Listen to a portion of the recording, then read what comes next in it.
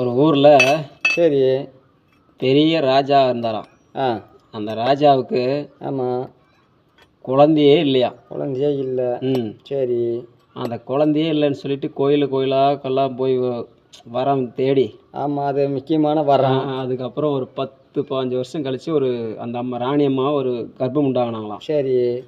அந்த கர்ப்பம் உண்டான பிறகு ஒரு 10 மாதம் கழிஞ்சு சரி அப்புறம் குழந்தை பெற்றா அது மீனாக பிறந்ததாம்மா. அது மீனாக பிறக்குது. மீனாக பிறகு அது என்ன காரணத்தினால மீனாக பிறக்குது? என்ன ராஜாவோடைய என்ன சாப்பகேடோ என்ன மோவிங்க. ஆமாம், அதனால் மீனாக பிறந்துருச்சான். மீனாக பிறந்துருச்சு. அந்த மீனை வீட்டில் வச்சுருக்க முடியுமா? வைக்க முடியாது.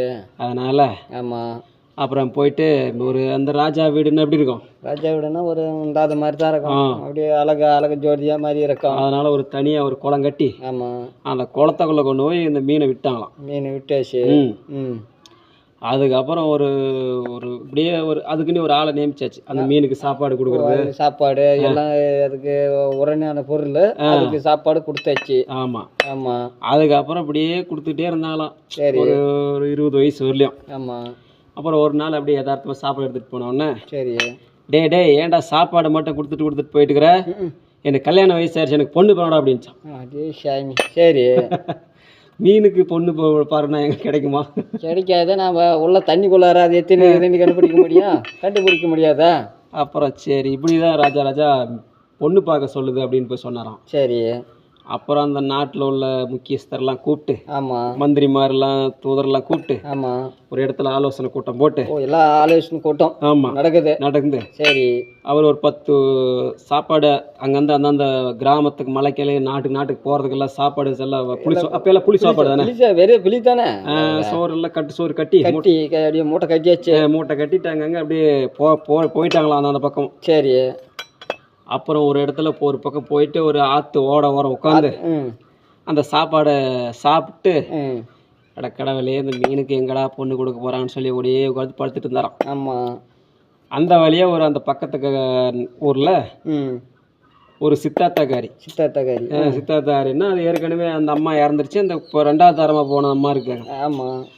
நம்ம பிள்ளைய வச்சு இந்த பிள்ளைய நம்ம பிள்ளைய நல்லவனுக்கு கொடுத்துடலாம். ஆமாம், அப்படின்னா இதான் ஒழுங்கான மரியாதையாக இருந்தாக்கா பிடிச்சி கொடுத்துடலாம். ஒரு கெப்பாசிட்டி தான். இந்த நம்ம சக்கலத்தியா பிள்ளைய இந்த மீனுக்கு கொடுத்துடலாம்.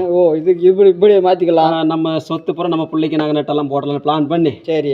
என் பிள்ளை இருக்குது நான் கொடுத்தாரன்னு சொல்லித்தான். ஆமாம்.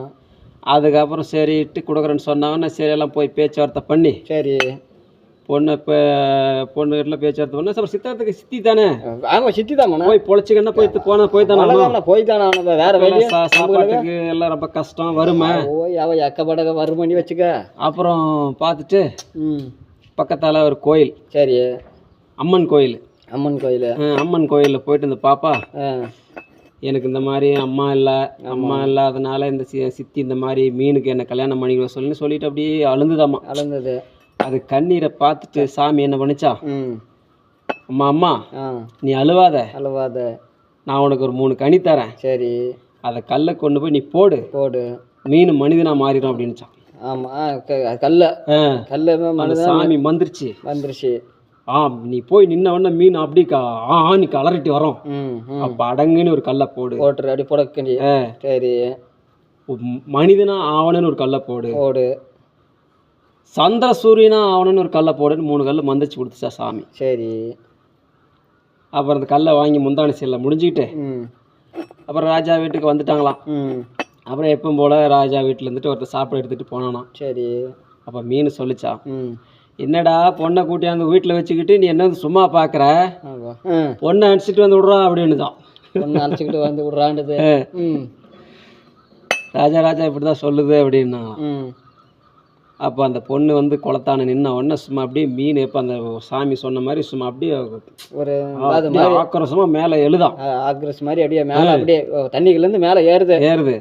அப்போ அந்த மீனை பார்த்த உடனே அந்த பாப்பாவுக்கு ரொம்ப இன்னும் அழுகு அதிகமாக பயங்கரமாக அழுவச்சு வந்துருச்சு. என்ன ஒரு தாயாக இருந்தால் ஒரு மீனுக்கு கொண்டு நம்மளை இப்போ கொடுப்பாலாம், எல்லாம் கொடுக்க மாட்டாங்க அப்படின்றதுனால பார்த்துட்டு சரி இந்த கதை இன்னைக்கு போதும். இந்த கதை பிடிச்சிருந்துச்சின்னா சரி லைக் பண்ணுங்க, ஷேர் பண்ணுங்க, சப்போர்ட் பண்ணுங்க. நம்ம சேனல்ல கொஞ்சம் லைக் பண்ணா இந்த கதையோட அடுத்த வீடியோவில் போடுறேன். நீங்கள் எதாக இருந்தாலும் மெசேஜ் இதில் சொல்லுங்கள். நன்றி.